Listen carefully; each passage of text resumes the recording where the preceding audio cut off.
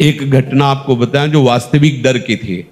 शेनपुर में थे तो वहां का एक माना हुआ हिंसक जो अच्छे अच्छे खड़े होकर उसका स्वागत करते थे, हमें पता नहीं था। गंगा किनारे भ्रमण करते करते अभी 2-4 महीना हुए थे वहां रुके। बहुत मंगलमय स्थान, भजन में स्वाभाविक रति हो। सांप बिच्छी तो वहां चीटी की तरह घूमते थे। 90 बीघा घनघोर जंगल अब भी है। अब क्या दशा है उसकी वो तो हमें पता नहीं जंगल की।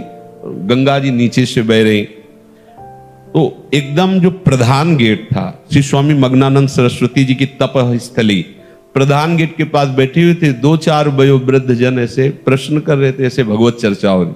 वो मोटरसाइकिल से आया और वहां उस गेट से कोई जूता या वाहन अंदर नहीं जाते थे, पर वो जूता पहने वैसे तो स्वाभाविक जो वहां की नियम पद्धति थी उसके भाव से प्रेरित होकर हमने कहा भाई कैसे।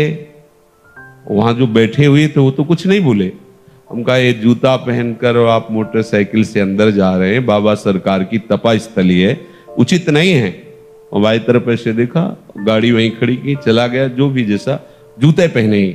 फिर वापस आया, हम कहा भाई गाड़ी यहां स्टार्ट नहीं होगी, बाहर ले जाके स्टार्ट करो गाड़ी। हम भाव कहा था कि यहां स्टार्ट मत करना, बाहर ले जाओ। वो स्टार्ट ही नहीं हुई, बड़ा प्रयास किया नहीं स्टार्ट हुई। मतलब हम कोई सिद्ध नहीं, वो घटना घटनी थी। अब वो हमारी तरफ बड़ी गुस्सा से देखता हुआ चला गया। अब जो वहां लोग बैठे थे उनका पता है महाराज ये 10 लोगों को हंसिया से काट चुका है, बहुत क्रूर हिंसक है। भाई आपकी तरफ देख रहा था, मुझे डर लग रहा है कि यहाँ रात्रि में कोई नहीं टिकता था। एक पंजीरी बाबा थे बूढ़े और एक हम थे, वहां कोई नहीं टिकता था रात्रि में, बड़ा भयावह था। हमारे मन में है कि भगवान रक्षक हैं, हमने कोई अहित नहीं किया, कोई अमंगल नहीं किया। एक सिद्धांत की बात उसको बताई। सुबह गंगा स्नान करके विशाल अशोक का वृक्ष, उसके नीचे हम पद्मासन लगाए बैठे हुए थे, तो पत्तों में जो पैरों की खरखराहट होती ऐसा सुनाई दिया कि कोई नजदीक आ रहा है।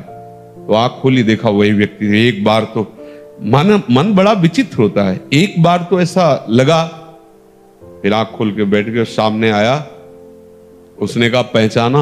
हम कहा आप वही हैं जिनको कल हमने रोका था कि आप है। तो बोले मुझे जानते हो? तो हम कहा आपको तो नहीं जानते, लेकिन आप हमें नहीं जानते होंगे। भगवत आवेश में हो गए एकदम। हम कहा आप हमें नहीं जानते होंगे। तो उसने पहले चाकू निकाली और रखा, बोले इसके जानते हो? कहाँ जान